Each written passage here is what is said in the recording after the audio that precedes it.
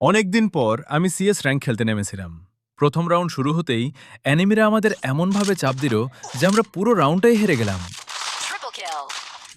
তখন আমি মনে মনে ভাবলাম, আচ্ছা, এখন দেখাই তাদের। এরপর আমি যা করেছি সেটা একবার আপনারাই দেখে নিন।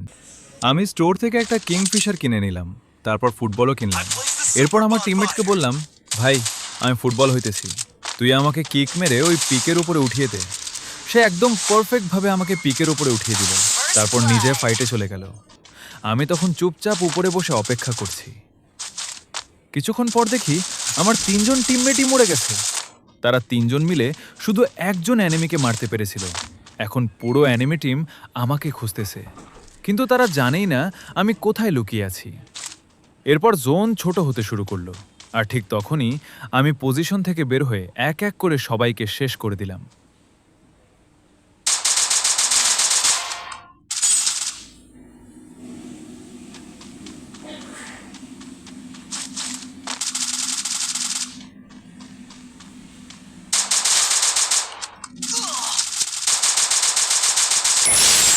সেই রাউন্ডটা আমরা জিতে গেলাম।